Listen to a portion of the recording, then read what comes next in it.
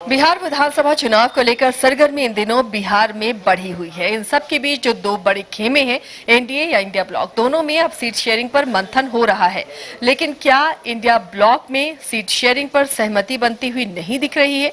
जो ताजा हालात नजर आ रहे हैं, जिस तरह से बयानबाजियां सामने आ रही हैं, तो क्या सीटों पर सहमति अभी बनने में थोड़ा वक्त है? इधर एनडीए ने साफ कर दिया है कि उसका किसके नेतृत्व में चुनाव लड़ा जाएगा, उनका सीएम कौन होगा, लेकिन इंडिया ब्लॉक में इस पर भी सवाल है। इधर राहुल गांधी भी एसआईआर को लेकर रोड शो करते हैं, लेकिन वो कहीं पर ये कहते हुए नजर नहीं आते हैं कि मुख्यमंत्री का चेहरा तेजस्वी यादव होंगे। और कृष्णा आलूवालिया जो अभी फिलहाल बिहार के प्रभारी हैं कांग्रेस के, उन्होंने भी इस सवाल पर कोई जवाब नहीं दिया कि चुनाव के बाद ये तय होगा कि बिहार में सीएम का फेस इंडिया ब्लॉक से कौन होगा। तो क्या सब कुछ ठीक है या सीट शेयरिंग पर अभी और मंथन होना बाकी? हमारे साथ वरिष्ठ सहयोगी राकेश रंजन जुड़े हुए हैं, उनके पास चलते हैं। रंजन जी, ये इंडिया ब्लॉक में सीट शेयरिंग पर आखिर मामला और पेच कहां फंसता हुआ दिख रहा है? देखिए, अभी अगर आप ऐसे देखें तो प्रेशर पॉलिटिक्स इसको आप कह सकते हैं।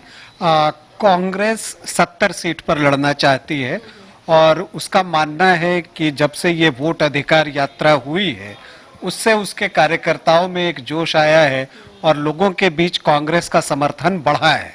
इसलिए वो कम से कम जितनी सीटें पिछली बार लड़े थे उतनी तो लड़ेंगे। मतलब कि अधिकार यात्रा प्रेशर पॉलिटिक्स थी, वो प्रेशर पॉलिटिक्स मत कही, लेकिन ये कहते हुए कांग्रेस के कार्यकर्ता और नेता सुने जाते हैं कि वोट अधिकार यात्रा में जो भीड़ भी आ रही थी वो राहुल गांधी को देखने के लिए ही आ रही थी और उससे कार्यकर्ताओं में एक उत्साह का संचार हुआ है और इसलिए उनका दावा बनता है। अगर वो कम भी करने को तैयार हो रहे हैं तो कहते हैं कि पिछली बार जितनी सीटें हमने जीती और जितनी सीटों पर हम दूसरे नंबर पर रहे, लगभग 63 सीटों का ये आंकड़ा आता है, उससे नीचे तो जाने का सवाल नहीं उठता। हालांकि वो ये कहते हैं कि हम ये समझते हैं कि कुछ और दल आए हैं तो कुछ सेक्रीफाइस करना चाहिए, तो वो 7 सीटों का सेक्रीफाइस जो है वो करने के लिए तैयार हैं। लेकिन दूसरी तरफ आरजेडी, लालू प्रसाद यादव, तेजस्वी यादव, इनका मानना है कि कांग्रेस उतनी सीटें डिजर्व नहीं करती और वो चाहते हैं कि 54 सीटों के आसपास जो है 55 के अंदर ही कांग्रेस को रखा जाए।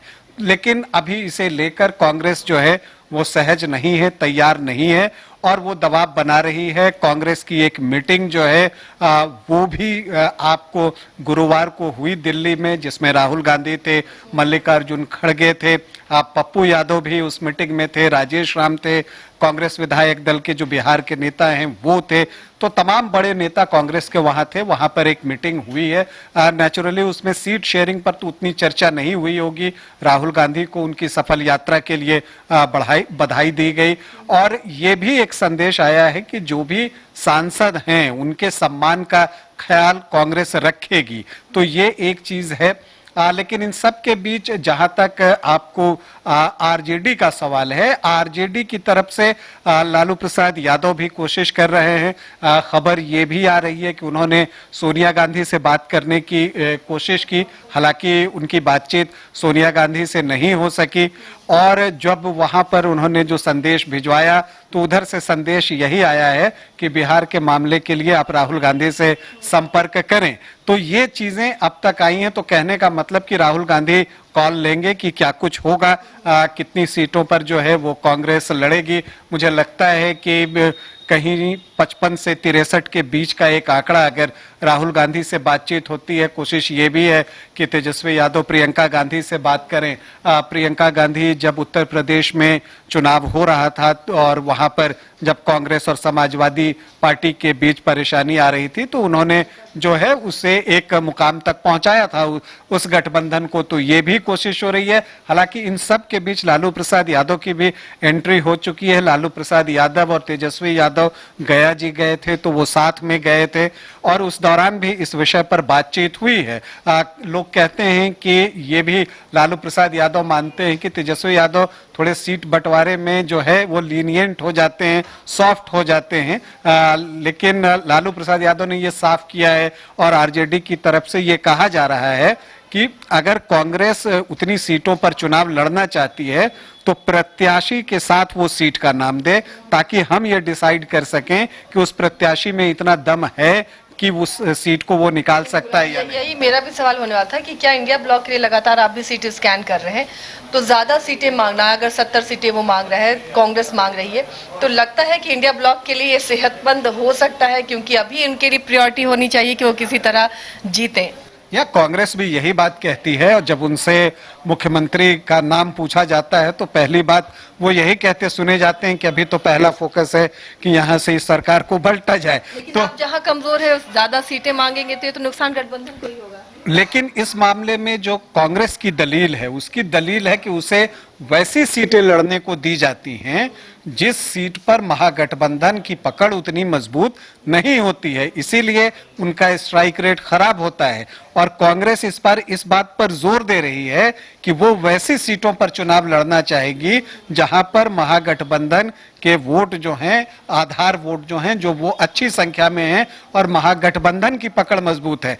वो अपनी हार का ठीकरा जो है वो अपने ऊपर नहीं बल्कि इस पर फोड़ते हैं कि उनको कमजोर सीटें लड़ने को दी जाती हैं। तो एक दिलचस्प स्थिति में है, चूंकि देखिए वीआईपी की अपनी डिमांड है। लेफ्ट ने पिछले चुनाव में बहुत अच्छा प्रदर्शन किया था, खास करके भाकपा माले का स्ट्राइक रेट जो है वो बेहतरीन था, और ये बात आरजेडी भी मानता है। और आरजेडी भी चाहता है कि अगर सीटें बढ़ानी हैं तो लेफ्ट की बढ़नी चाहिए, भाकपा माले की सीट बढ़नी चाहिए उनके प्रदर्शन के आधार पर। लेकिन लालू प्रसाद यादव भी अब इस मैदान में कूद चुके हैं। वो क्या एक रास्ता निकालते हैं, क्या प्रियंका गांधी के आने से चीजें जो है वो सब कुछ सामान्य हो जाएंगी? देखिए चीजें तो सामान्य होनी है, क्योंकि जरूरत दोनों को एक दूसरे की है। बिखर गए तो कुछ नहीं सकेंगे। बिखर गए तब तो फिर कोई ऑप्शन बचेगा नहीं, क्योंकि अगर एनडीए एकजुट रहा और महागठबंधन बिखर जाए तो कुछ बचेगा नहीं। तो ऐसी परिस्थिति में मानना तो दोनों को है। अब ये अलग बात है कि सीटों को लेकर जो ये प्रेशर बन रहा है, क्योंकि अब मुख्यमंत्री पद के दावेदार तो तेजस्वी यादव होंगे, तो अक्सर ये होता है गठबंधन की राजनीति में। आप ये चीज देखिएगा कि जो कमजोर साथी होता है वो उसका थोड़ा ज्यादा फायदा उठाता है, क्योंकि उसे पता होता है कि मुख्यमंत्री तो उसे बनना है, तो सेक्रीफाइस भी उसी को करनी होगी। तो ये चीजें कांग्रेस इसी चीज को जो है आजमा रही है, और वो तब तक दबाव बनाना चाहेगी जब तक कि चुनाव नजदीक नहीं आ जाता। हाँ, लेकिन ये भी देखना होगा कि लोकसभा चुनाव के दौरान जो है लालू प्रसाद यादव ने खुद से भी कैंडिडेट की घोषणा शुरू कर दी थी। तो अगर ऐसा कुछ हुआ तो कांग्रेस के लिए भी परेशानी बढ़ सकती है। तो मुझे लगता है कि जब आप एक गठबंधन को चला रहे होते हैं तो बेहतर तो ये होता है कि आप एक सामंजस्य बिठाएं और उसमें से जो प्रैक्टिकल अप्रोच है उसके अनुसार जाएं, तो उसका परिणाम जो है वो बेहतर आता है।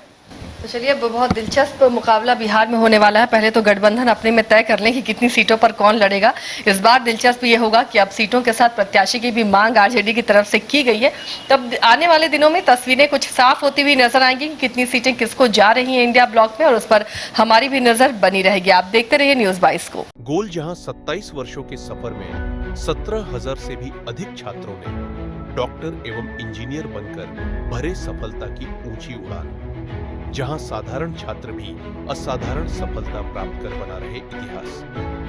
दूरदर्शी शिक्षाविद श्री विपिन सिंह के मार्गदर्शन में मेडिकल एवं इंजीनियरिंग के लाखों छात्रों के लिए आशा की किरण के रूप में गोल्ड रिजल्ट फैक्ट्री। शहर की भीड़ से बोर हो गए हो? तो चलिए आज नए वाइब में आपको लेके चलते हैं, जिसका नाम है वैदिक विलेज। एम्स पटना से 10 मिनट की दूरी पर नौबतपुर में स्थित ये सोसाइटी सिर्फ आपके लिए है। यहाँ पे मेन रोड 30 फीट की है, रिंग रोड 24 फीट की है और ब्रांच रोड 20 फीट की है। यहाँ मिलेगा आपको स्विमिंग पूल, जॉगिंग ट्रैक, मंदिर और 24/7 सिक्योरिटी कैमरा जैसी बेसिक एमिनिटीज। शांति और सुकून से भरा प्लॉट चाहिए तो सोचना बंद करो, अभी कॉल करो नीचे दिए हुए नंबर पे। H2O City, higher quality of living, a project by Anshul Homes. Luxury 2 and 3 BHK flats with garden attached balcony. Amenities are valet parking, swimming pool, clubhouse, kids play area, badminton and basketball courts. Anshul Homes, H2O City.